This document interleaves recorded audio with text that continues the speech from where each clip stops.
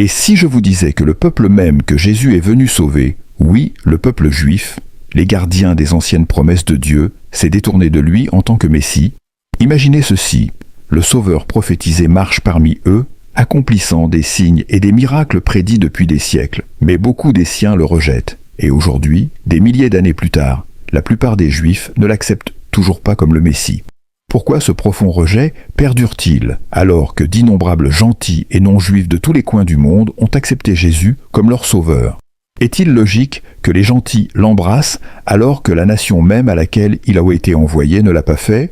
Dans la vidéo d'aujourd'hui, nous démêlons l'un des mystères les plus profonds de l'histoire chrétienne. Nous affronterons le cœur des attentes messianiques juives. Explorez les intenses questions théologiques y calent.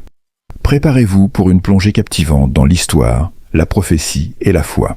Si cela pique votre curiosité, consultez la description pour plus de vidéos où des histoires bibliques profondes vous apportent des vérités cachées et des aperçus puissants des Écritures anciennes qui continuent de façonner notre monde pour comprendre pourquoi Jésus lui-même, les gens pourraient le rejeter. Nous devons comprendre la profondeur de l'identité juive, un peuple lié par l'histoire de l'Alliance et une relation unique avec Dieu. L'histoire juive commence avec Abraham, un homme qui a tout quitté pour suivre une promesse divine, que ses descendants deviendraient une grande nation.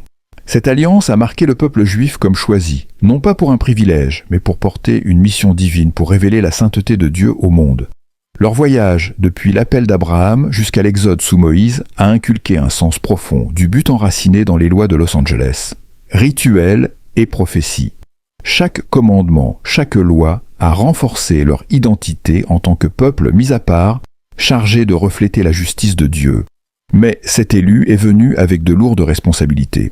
Les Juifs ont reçu des lois au Sinaï pour guider chaque aspect de la vie des restrictions alimentaires à l'observance du sabbat. Ces lois étaient sacrées, tissées au cœur de la vie juive et les ont gardées étroitement liées à Dieu. Ce n'étaient pas de simples règles, c'était un moyen de manifester la sainteté de Dieu, mettant les Israélites à part dans un monde rempli d'autres dieux et coutumes au fil des générations. Ces lois associées aux promesses prophétiques d'une future délivrance ont façonné le peuple juif. Des gens les unissaient en attendant l'arrivée d'une figure messianique. Puis il y avait les prophéties, les promesses d'un roi de la lignée de David qui délivrerait Israël, un Messie qui apporterait non seulement la paix mais aussi la justice. Les prophètes, d'Isaïe à Jérémie en passant par Daniel, ont offert des aperçus de cette figure, peignant un tableau qui suscitait l'espoir et l'anticipation. Certaines prophéties parlaient d'un serviteur souffrant, celui qui porterait les péchés du peuple. D'autres envisageaient un roi puissant qui restaurerait Israël à sa gloire passée pour une nation continuellement opprimée. Ces espoirs messianiques étaient étroitement liés à un désir de libération politique et de fierté nationale. À l'époque de l'occupation romaine, ces espoirs atteignirent leur paroxysme. Les Juifs étaient sous la lourde main de Rome, taxés, opprimés, leur liberté religieuse restreinte, leur patrie occupée. Beaucoup attendaient un Messie qui se lèverait comme un guerrier, un descendant direct du roi David qui les conduirait à renverser Rome. Ils imaginaient un libérateur qui rétablirait la souveraineté d'Israël, unifierait le peuple et restaurerait la dignité de la nation. Mais Jésus est apparu et a transmis son message, semblait en contradiction avec leurs attentes, prêchant un royaume qui n'était pas de ce monde. Jean 18h36. Il parlait de transformation intérieure et d'amour pour les ennemis, un message qui semblait choquant pour un peuple aspirant à la libération. Le Messie qu'ils imaginaient brandissait une épée. Jésus apportait un message de paix au lieu de combattre Rome.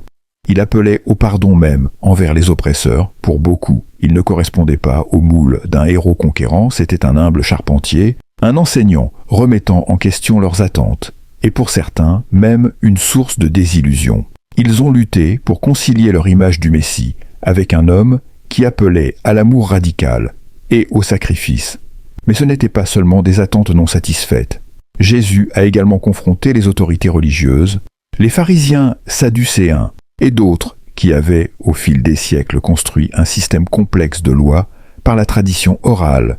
Ces enseignements remettaient en question leurs interprétations, remettant en question leur point de vue sur des questions comme l'observance du sabbat et la pureté cérémonielle pour ses dirigeants. Jésus n'était pas seulement une déception, il était une menace pour la stabilité qu'il maintenait avec Rome. Son message menaçait de défaire le tissu social et religieux qu'ils avaient reconstruit. risquant non seulement leur autorité, mais français aussi. La paix précaire qu'ils maintenaient sous la domination romaine, les Juifs de l'époque de Jésus n'étaient pas un groupe monolithique. Ils étaient un peuple avec des points de vue divers, liés par des siècles de lois, traditions et un espoir commun. Ils étaient une communauté maintenue par des alliances, souffrant sous l'oppression, s'accrochant à une promesse de salut. Certains, comme les pêcheurs et les collecteurs d'impôts, ont suivi Jésus, voyant en lui l'accomplissement tant attendu d'autres, en particulier parmi les dirigeants, craignaient les implications de ses enseignements, le considérant comme un hérétique dont la présence risquait tout ce qu'ils avaient préservé. Comprendre la complexité de l'identité juive aide à expliquer pourquoi l'arrivée de Jésus a suscité une telle division. Son message radical et transformateur était destiné à diviser avec certains l'embrassant comme le sauveur promis, et d'autres le voyant comme une perturbation de leur mode de vie. Mais c'est dans cette tension, la tension d'un peuple aspirant à la délivrance, mais divisé dans l'espoir que la profonde histoire du salut, destinée à la fois aux Juifs et aux gentils, commence vraiment lorsque les enseignements de Jésus se sont répandus. Sa vision d'un royaume a ébranlé l'ordre religieux et social, s'étendant bien au-delà de ce que de nombreux Juifs avaient anticipé pour leur Messie. Le peuple juif familier, avec les prophéties d'un libérateur, nourrissait un espoir fervent en une figure qui restaurerait l'ancienne gloire d'Israël, un roi guerrier de la lignée de David, qui les libérerait de l'oppression romaine sous ce règne écrasant.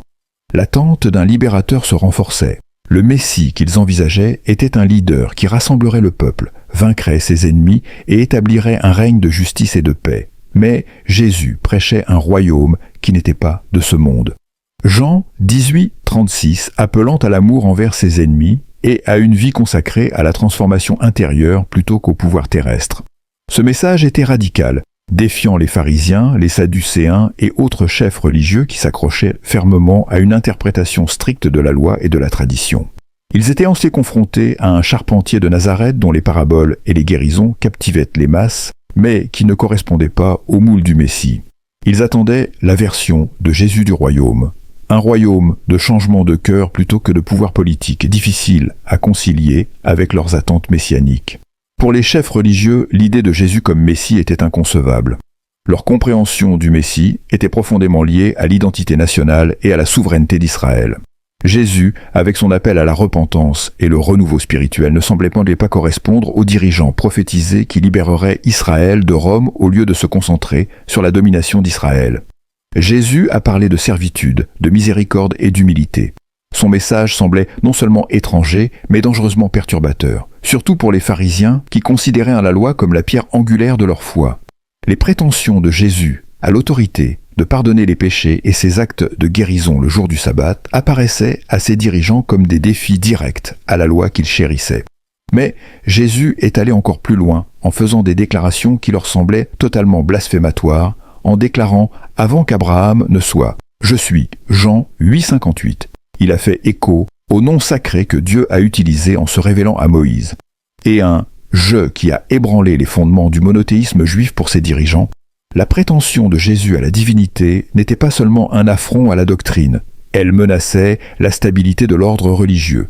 L'idée que Dieu se manifesterait sous une forme aussi humble, se mêlant aux pécheurs et aux collecteurs d'impôts était inconcevable. De telles prétentions non seulement défiaient leurs attentes, mais exigeaient à leurs cieux une réponse sévère, car ils considéraient ces déclarations comme dignes de mort. La menace Jésus français posait étendue au-delà de la théologie, dans les domaines social et politique. À cette époque, le Sanhédrin, composé d'éminents chefs religieux, avait une influence considérable au sein de la communauté juive, servant de médiateur entre le peuple et leurs dirigeants romains. Un nouveau mouvement, mené par un prophète non approuvé, pourrait menacer cet équilibre avec la popularité croissante de Jésus parmi les ordinaires. Il y avait une crainte légitime que son mouvement puisse déclencher des troubles invitant à de dures représailles de Rome comme Caïphe le grand prêtre, a déclaré qu'il est préférable pour vous qu'un homme meure pour le peuple, que la nation entière périsse. Jean 1150 révélant une tension profonde entre conviction religieuse et pragmatisme politique pour Caïphe et le Sanhédrin. Jésus était plus qu'un problème théologique, il était une menace pour la paix, fragile avec Rome. Sa crucifixion n'était donc pas simplement un acte de préservation spirituelle, mais une nécessité politique pour protéger leur peuple et leur position. Pourtant, tous les Juifs ne se sont pas opposés à Jésus. Beaucoup ont vu en lui l'espoir qu'il désirait, particulièrement les marginalisés et les opprimés.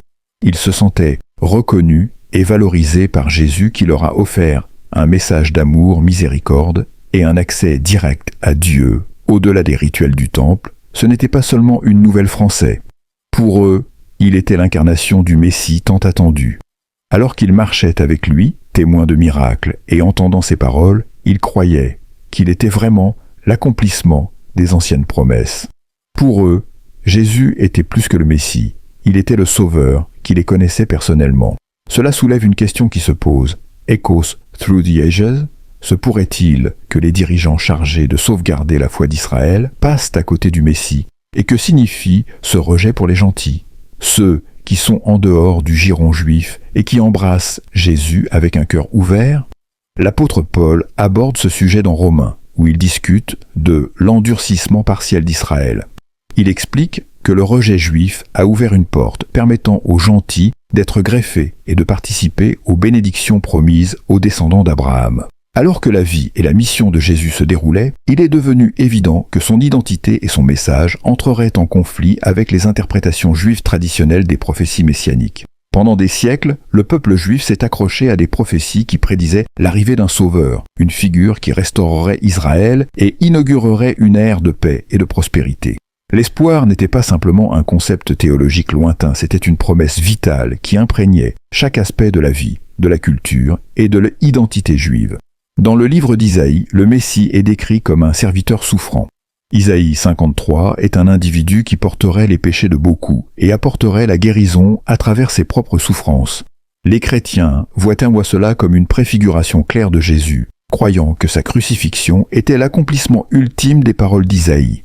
Mais dans la tradition juive, cette interprétation prend une forme différente. De nombreux érudits juifs considèrent le serviteur souffrant non pas comme un individu spécifique, mais comme un symbole d'Israël lui-même, un peuple qui a souffert, a été opprimé et a enduré l'exil tout en restant fidèle à sa foi. Ce point de vue dépeint le serviteur comme la nation qui serait finalement justifiée et rachetée par la justice de Dieu. Et que dire des autres prophéties, comme celles trouvées dans le livre de Daniel? Les chrétiens pointent vers Daniel 9, où loin est retranché, voyant cela comme une vision prophétique de la crucifixion de Jésus. Pourtant, les interprétations juives situent souvent cette prophétie dans un contexte historique différent. Français l'associant aux luttes. Pendant la période Mabane, où elle est ère de la profanation du Second Temple, cette fusion divergente dans la compréhension crée un paysage complexe où les chrétiens voient Jésus comme l'accomplissement de toutes les prophéties, tandis que de nombreux juifs le voient comme en dehors de la portée de leurs attentes messianiques. Cette division interprétative s'étend à la nature même du Messie. Lui-même, dans la pensée juive, le Messie est généralement envisagé comme un descendant humain du roi David, et non comme un être divin. L'idée de Jésus comme Dieu incarné. Au cœur de la croyance chrétienne introduit une fracture théologique importante dans Deutéronome 64. Le Shammar déclare ici « Ô Israël, le Seigneur, notre Dieu, le Seigneur est un pour les croyants juifs ». Cette affirmation de l'unité indivisible de Dieu est en contraste direct avec le concept chrétien de la Trinité. Accepter Jésus comme divin nécessiterait un changement radical dans la compréhension juive de la nature de Dieu, une idée que beaucoup ont trouvée incompatible avec leur foi. Les points de vue divergents touchent également à l'approche de Jésus de la loi pour les Juifs. La Torah, la loi de Dieu donnée à Moïse, est éternelle et immuable, formant le fondement de leur relation avec le divin français. Pourtant, les enseignements de Jésus ont introduit un changement, et profond, en mettant l'accent sur l'esprit de la loi plutôt que sur son observance littérale. Lorsque Jésus a dit « Je ne suis pas venu pour les abolir, mais pour les accomplir » Matthieu 5, 17, il a laissé entendre que son but était d'amener la loi à son expression ultime pour de nombreux Juifs. Cependant, ces réinterprétations semblaient s'écarter de la tradition sacrée, allant trop loin en remettant en question les lois mêmes qu'ils considéraient comme saintes. Cette division met en évidence un paradoxe. Jésus, un rabbin juif, était considéré par ses disciples comme l'incarnation de la prophétie juive. Pourtant, ces enseignements ont dévié d'une manière telle que la compréhension juive traditionnelle ne pouvait pas réconcilier ses disciples. Majoritairement juifs dans les premières années, deviendrait le fondement d'une nouvelle foi qui ouvrait ses portes aux gentils. Un mouvement qui éloignait encore davantage le christianisme de ses racines juives pour les dirigeants juifs de son temps. Les actions de Jésus constituaient une double menace pour leur autorité religieuse et pour la stabilité de leur société sous la domination romaine. L'apôtre Paul, autrefois un pharisien dévot, interpréterait plus tard ce rejet comme faisant partie du plan plus large de Dieu dans Romains 1111. Il suggère que la chute d'Israël a apporté le salut. Pour les gentils, cette notion est stupéfiante. Le rejet juif de Jésus, selon Paul, était une stratégie divine pour s'étendre et la promesse de Dieu à toutes les nations. Les branches brisées, comme Paul le décrit, ont permis aux gentils d'être greffés sur l'arbre de la famille de Dieu. Pour Paul, le rejet juif n'était ni définitif ni absolu, mais une mesure temporaire qui conduirait finalement au salut des juifs et des gentils. Imaginez l'ironie du Messie tant attendu, né parmi le peuple élu, guérissant les malades, accomplissant des miracles, se proclamant l'accomplissement d'anciennes prophéties. Mais le peuple même pour lequel il est venu, beaucoup d'entre eux se sont détournés, le comprenant mal, le rejetant même. La question qui persiste est de savoir pourquoi la nation juive, le peuple qui attendait le Messie, rejette encore largement Jésus comme son sauveur, et peut-être plus déroutant encore s'il ne l'accepte pas. Pourquoi les gentils l'embrassent-ils si ardemment pour comprendre? Nous devons entrer dans l'état d'esprit d'Israël du 1er siècle. Le peuple juif vivait sous l'oppression romaine, aspirant à la délivrance et à la restauration nationale. Leurs prophètes avaient en parlé d'un Messie, d'un roi de la lignée de David, qui établirait la justice, renverserait les dirigeants étrangers et restaurerait l'ancienne gloire d'Israël. Ils s'attendaient à un chef militaire, un souverain, un guerrier. Mais au lieu de cela, Jésus est venu proclamer un royaume qui n'était pas de ce monde. Jean, 18h36. Il a enseigné l'amour et le pardon, l'humilité et le service des messages, qui semblaient loin des attentes révolutionnaires d'un puissant conquérant pour beaucoup de juifs de cette époque. Ce fut un choc. Un Messie qui ne s'est pas battu, qui a parlé de tendre l'autre joue plutôt que de frapper les oppresseurs. Les enseignements de Jésus étaient de profonds, mais ils n'étaient pas la libération qu'ils attendaient. Certains ont regardé Jésus comme un humble charpentier de Nazareth et ne pouvaient pas concilier cela avec l'image d'un puissant rédempteur. Ils se sont sentis peut-être déçus, même trahis pourtant. Tous les Juifs ne l'ont pas rejeté.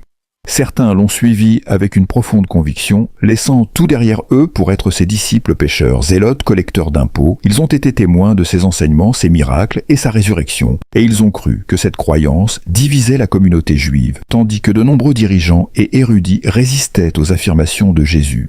D'autres le voyaient comme l'accomplissement de la prophétie. Ce n'était pas un rejet unanime, mais plutôt un puissant schisme, marqué à la fois par la croyance et la résistance maintenant.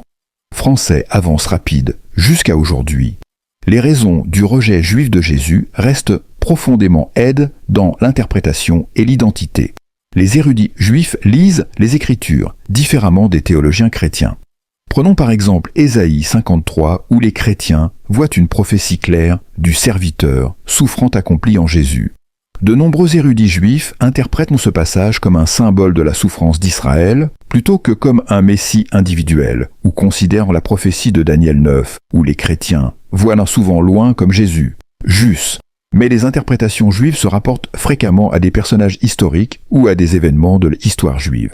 Une autre différence fondamentale réside dans la compréhension de la nature de Dieu. La théologie juive soutient que Dieu est un indivisible. Le concept de Jésus comme Dieu incarné est étranger à la pensée juive car il semble perturber l'unité essentielle de Dieu. Cette division théologique va au cœur même de la raison pour laquelle les Juifs n'ont pas accepté Jésus comme divin, considérant une telle croyance comme incompatible avec leur compréhension fondamentale de Dieu. Mais il y a aussi une couche plus profonde, une résistance historique façonnée par des siècles de persécution à travers l'histoire. Les Juifs ont subi des pressions pour se convertir souvent au nom de Jésus, conduisant à une relation complexe avec le christianisme pour beaucoup. L'acceptation de Jésus ressemble à une trahison de leur propre identité, de leur histoire et de leur survie en tant que peuple. Ce n'est pas seulement une question théologique, c'est culturel, c'est personnel et c'est entrelacé avec des siècles de résilience. Cela nous amène au paradoxe des gentils. Comment se fait-il que ceux qui sont en dehors de l'alliance originelle, les gentils, soient devenus le fondement du christianisme dans Romains? Paul explique ce phénomène en suggérant que le rejet par Israël a permis aux gentils d'être greffés dans Romains 11, 17 à 19. Le rejet juif n'a pas annulé les promesses de Dieu, il les a étendues, ouvrant la porte à chaque tribu, langue et nation pour entrer dans la foi pour les chrétiens. Ce rejet par certains juifs fait partie du plan divin de répandre l'Évangile bien au-delà des frontières d'Israël. Mais selon la croyance chrétienne, ce rejet n'est pas la fin de l'histoire. Paul écrit également dans Romains que tout Israël sera sauvé, envisageant un temps où le peuple juif reconnaîtra Jésus comme l'accomplissement de ses anciennes promesses. Cet endurcissement partiel, comme Paul le décrit, est temporaire avec l'espoir d'une réconciliation future où juifs et gentils ne sont pas unis dans la croyance. Maintenant, abordons une question. Français, que beaucoup se sont demandé si Jésus était le Messie juif, est-il logique que les gentils croient en lui, alors que le peuple juif, ceux-là même à qui il a été envoyé, ne l'acceptent pas? Cette question touche à certains des courants théologiques et historiques les plus profonds du christianisme et du judaïsme. Il est d'abord essentiel de comprendre comment le message et le ministère de Jésus se sont étendus au-delà d'Israël dans Matthieu 15, 24. Jésus déclare initialement qu'il n'a été envoyé qu'aux brebis perdues d'Israël. Cette déclaration souligne sa mission envers le peuple juif comme l'accomplissement de ses anciennes promesses. Pourtant, à mesure que nous avançons dans le Nouveau Testament, en particulier avec les enseignements de l'apôtre Paul, la portée du message de Jésus s'élargit considérablement. Paul, une fois qu'un pharisien strict est devenu la principale voie pour l'inclusion des gentils dans la Nouvelle Alliance, a soutenu que la foi en Jésus n'était pas seulement pour les Juifs, mais pour tous les peuples, rendant le salut accessible à tous, quel que soit leur héritage. Dans Galates 3,28, Paul proclame qu'il n'y a plus ni Juifs ni gentils, car vous êtes tous un en Jésus-Christ. L'inclusion des gentils n'était pas une réflexion après coup, elle faisait partie intégrante de ce que les premiers chrétiens croyaient être le plan de Dieu. Français, ils y voyaient un accomplissement des promesses faites dans les Écritures hébraïques, comme dans Ésaïe 496, où Dieu déclare que son serviteur serait une lumière pour les nations et apporterait le salut jusqu'aux extrémités de la terre. Dans l'interprétation chrétienne, ce passage préfigure la mission universelle de Jésus. Pour les premiers de chrétiens, le rejet par de nombreux juifs n'était pas considéré comme invalidant la messianité de Jésus. Au lieu de cela, il a ouvert la voie aux gentils pour se joindre à la foi. Mais c'est là que cela devient encore plus intrigant. Paul, dans Romains 11, explore un mystère profond concernant le rejet de Jésus par le peuple juif. Il le décrit comme un endurcissement temporaire d'Israël, permettant aux gentils d'être enrôlés dans le peuple de l'alliance de Dieu. Paul exprime même l'espoir que cette inclusion des gentils finira par inciter Israël à redécouvrir son Messie, menant à une future réconciliation. Dans ce point de vue, la foi des gentils en Jésus ne remplace pas Israël, mais ajoute plutôt à l'histoire, faisant de la place aux deux groupes dans le plan de Dieu. Cependant, certains sceptiques soutiennent que si les Juifs n'ont pas reconnu Jésus, peut-être ont-ils compris quelque chose d'essentiel que les gentils ont manqué. Le peuple juif était profondément enraciné dans leurs écritures, leurs prophéties et leurs attentes messianiques. Cette perspective mène à une autre question. Pourrait-il y avoir des éléments de l'identité et de la mission de Jésus qui sont compris différemment par le peuple juif, quelque chose que le monde païen pourrait ne pas saisir pleinement après tout cela? La divergence de compréhension n'est pas due à l'ignorance de part et d'autre, mais plutôt à de profondes convictions sur les promesses de Dieu et sur la manière dont elles devraient être accomplies pour les païens. Accepter Jésus comme le Messie exige une foi qui transcende les frontières ethniques et culturelles. Cela parle d'un appel universel à la rédemption, un concept qui, selon l'enseignement chrétien, accomplit l'ancienne promesse de Dieu à Abraham, selon laquelle tous les peuples de la terre seront bénis par toi. Genèse 123. Les chrétiens croient que le sacrifice de Jésus a comblé le fossé entre l'humanité et Dieu en offrant le salut aux Juifs comme aux gentils. Cette inclusivité ne contredit pas ses racines juives, mais est plutôt considérée comme une extension divine de celle-ci pour les Juifs comme pour les gentils. La question de Jésus comme Messie est liée à l'histoire, à la croyance et à l'interprétation. Le rejet par de nombreux Juifs n'invalide pas la foi des gentils, mais nous invite à réfléchir à la Français, la nature dévoilée du mystère divin. Un mystère que les croyants tiennent en main. Un jour, la boucle sera bouclée, unissant, tout en vérité, pour plus d'exploration dans les mystères de la foi. Consultez la description de nos autres vidéos qui plongent dans les profondeurs anciennes et souvent cachées des enseignements bibliques. Continuons à démêler ces questions profondes ensemble sur des histoires bibliques profondes. Passons maintenant à une question qui apporte à la fois urgence et gravité. Quelles sont les conséquences du rejet de Jésus comme Messie? Cette question a résonné à travers des siècles de théologie chrétienne et a façonné les paysages religieux et culturels des chrétiens. La réponse est profonde. car elle parle directement du salut, l'au-delà, et l'état éternel de l'âme. Le Nouveau Testament présente un message brutal sur les conséquences du rejet de Jésus. Dans Jean 14, 6, Jésus déclare « Je suis le chemin, la vérité et la vie. Nul ne vient au Père que par moi. » Cette déclaration est fondamentale dans la doctrine chrétienne, faisant de Jésus le chemin exclusif vers une relation avec Dieu selon l'Évangile. Jésus a offert non seulement des enseignements, mais lui-même comme la clé de la vie éternelle, et ce faisant, il a positionné l'acceptation ou le rejet de sa message comme un choix déterminant dans la communauté chrétienne primitive. Ce concept n'était pas négociable. L'apôtre Pierre, s'adressant aux dirigeants juifs dans Actes 4.12, a déclaré que le salut ne se trouve en aucun autre, car il n'y a sous le ciel aucun autre nom qui ait été donné à l'humanité par lequel nous devions être sauvés. Cette déclaration n'était pas seulement destinée aux gentils, mais était une déclaration directe à la communauté juive montrant que les premiers chrétiens croyaient que le salut par Jésus était essentiel pour tous, y compris le peuple juif. Dans cette lumière, le rejet de Jésus a eu des conséquences éternelles qui ne pouvaient être ignorées. Paul aussi met en garde contre le péril spirituel de rejeter Jésus. Dans Romains 1, il explique comment se détourner de la vérité de Dieu conduit aux ténèbres spirituelles, soulignant que le rejet de Jésus non seulement sépare une personne du salut, mais l'éloigne également de la compréhension spirituelle du dessein de Dieu. Dans Romains 11, cependant, Paul parle aussi d'espoir et de réconciliation, suggérant que ce rejet n'est pas nécessairement permanent. Il décrit un avenir où le peuple juif en viendra à reconnaître Jésus comme le Messie, un moment qui, selon lui, conduira à une unité plus complète dans le royaume de Dieu. Pour les chrétiens, les conséquences ne concernent pas seulement ce qui se passe après la mort, elles ont un impact sur la façon dont on vit le but de la vie et la relation avec le divin dans le présent. Rejeter Jésus signifie manquer le pouvoir transformateur de la grâce, la connexion intime avec Dieu et la paix qui vient de savoir que ses péchés sont pardonnés. Cette séparation, les chrétiens la croient, n'est pas quelque chose que Dieu désire. En fait, la deuxième épître de Pierre 39 nous dit que Dieu ne veut pas que quiconque périsse, mais que tous parviennent à la repentance. La porte du salut est ouverte, mais la décision de la franchir appartient à chaque individu. Historiquement, le rejet juif de Jésus a été un défi théologique pour les chrétiens. Certains soutiennent que l'alliance de Dieu avec Israël est toujours valable, que ses promesses au peuple juif tiennent, et que leur relation avec Dieu continue d'une manière unique.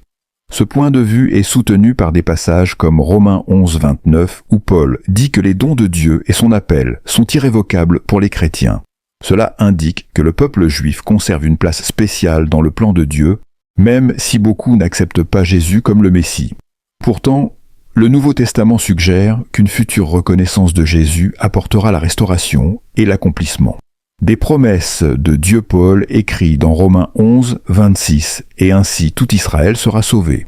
Cette ligne est interprétée par certains comme un événement futur lorsque le peuple juif viendra à la foi en Jésus, unissant tout le peuple de Dieu. Ainsi pour les chrétiens, bien qu'il y ait des conséquences à rejeter Jésus. Il y a aussi un sentiment d'espoir, une croyance que les promesses de Dieu à Israël sont étroitement liées à l'histoire de la rédemption offerte par le Christ. Ces questions théologiques sont vastes, complexes et souvent remplies d'émotions pour les croyants non juifs. Comprendre ces dynamiques exige humilité et respect. Reconnaître que la foi en Jésus est un don qui comble les écarts entre les peuples cultures et divisions séculaires. Et pour la communauté juive, la conversation sur Jésus reste profondément personnelle, touchant des aspects fondamentaux de l'histoire de l'identité et de la relation avec Dieu. Alors que nous entrons dans la partie suivante de cette exploration, nous sommes entraînés dans une prophétie qui a intrigué les théologiens pendant des siècles, une vision de l'avenir d'Israël. La Bible fait-elle allusion à un moment où Israël ou le peuple juif pourrait reconnaître Jésus comme le Messie? Dans cette section, nous plongeons dans certaines des prophéties et interprétations les plus convaincantes qui suggèrent une future rédemption. Un temps où le peuple élu de Dieu pourrait embrasser celui qu'il a initialement rejeté. Les écrits de Paul, dans le livre des Romains, jettent une lumière puissante sur ce sujet. Dans Romains 11, Paul se réfère à Israël comme un olivier profondément enraciné et chéri par Dieu. Les croyants gentils sont décrits comme des branches d'olivier sauvage greffées sur cet arbre, signifiant que les gentils sont unis à Israël par la foi en Christ. Pourtant, Paul souligne que les branches originales représentant Israël ne sont pas rejetées pour toujours. Au lieu de cela, il parle d'un endurcissement partiel qui est venu sur Israël, ne durant que jusqu'à ce que la plénitude des gentils soit venue. Cela implique une chronologie, un moment dans le futur, où cet endurcissement sera levé. Et le peuple juif verra Jésus comme son Messie. Dans Romains 11, 26, Paul écrit les paroles profondes et ainsi tout Israël sera sauvé. Cette ligne est souvent interprétée comme signifiant que Dieu a un plan pour la rédemption d'Israël, un moment divin où les yeux de la nation s'ouvriront pour reconnaître Jésus comme l'accomplissement de leur espérance messianique pour de nombreux chrétiens. Cette prophétie signifie un point culminant, retrouvailles entre Dieu et son peuple élu, un temps de réconciliation, de guérison et de profond réveil spirituel. Mais pourquoi Dieu permettrait-il que cet endurcissement se produise en premier lieu ? Selon Paul, cela faisait partie du plan de Dieu d'ouvrir la porte aux gentils, leur permettant d'entrer dans une relation d'alliance avec Dieu par la foi en Jésus. De ce point de vue, le rejet initial de Jésus par Israël n'était pas un rejet permanent, mais plutôt une étape dans le plus grand dessein de Dieu, qui amène finalement plus de gens dans son royaume. L'endurcissement temporaire d'Israël a ouvert la voie à la propagation mondiale de l'Évangile, permettant aux gentils d'embrasser Jésus et d'être greffés dans la famille de Dieu. Le concept de la future rédemption d'Israël résonne avec les visions prophétiques trouvées dans l'Ancien Testament ainsi que dans Ézéchiel 36. Dieu promet de restaurer Israël en disant « Je vous donnerai un cœur nouveau et je mettrai en vous un esprit nouveau. J'ôterai de vous votre cœur de pierre et vous donnerai un cœur de chair. » Pour de nombreux chrétiens, cette promesse symbolise un futur renouveau spirituel qui s'aligne sur la vision de Paul de la réconciliation ultime d'Israël avec Dieu par le Christ, de la même manière que le prophète Zacharie a vu un temps où Israël regarderait celui qui l'a percé. Une phrase souvent liée à Jésus suggérant qu'il y aura un moment futur de reconnaissance et de repentance. Pourtant, cette vision prophétique n'est pas sans mystère. Cela signifie-t-il que chaque juif acceptera un jour Jésus, ou Paul fait-il référence à une rédemption collective qui s'étend sur des générations et des siècles? Les théologiens débattent de ces interprétations, mais le thème récurrent est que l'alliance de Dieu avec Israël demeure et que son amour pour eux perdure. Dans les paroles de Paul, les dons de Dieu et son appel sont irrévocables. Romains 11h29. Cela signifie que, quelles que soient dans les croyances actuelles, Israël occupe une place unique dans le cœur de Dieu et dans son plan rédempteur pour les croyants non juifs. Cet espoir futur est à la fois une promesse et un rappel. C'est une promesse que les plans de Dieu sont vastes et englobants, tissant ensemble la foi des juifs et des gentils dans une grande tapisserie. C'est un rappel d'aborder ce sujet avec humilité et compassion, en respectant la profondeur de l'identité juive et la signification durable des promesses de Dieu à Israël. Alors que nous clôturons cette section, rappelons-nous que la sagesse, comme la foi, est un voyage. Nous n'avons peut-être pas toutes les réponses, mais nous sommes appelés à les chercher avec un cœur ouvert et une volonté d'apprendre. Que vous soyez un chercheur, un croyant ou quelqu'un qui lutte avec ces questions profondes, sachez que le chemin de la compréhension est ouvert à tous ceux qui sont prêts à le parcourir. Pour plus de vidéos qui plongent au cœur de la sagesse, de la foi et des mystères bibliques, assurez-vous de consulter la description ci-dessous sur Deep Bible Stories. Nous nous consacrons à explorer ces vérités profondes et à inspirer des conversations stimulantes. Rejoignez-nous dans ce voyage alors que nous continuons à découvrir ensemble les riches couches de la parole de Dieu. Merci d'avoir regardé et que cette exploration vous rapproche du cœur de la foi et de la compréhension.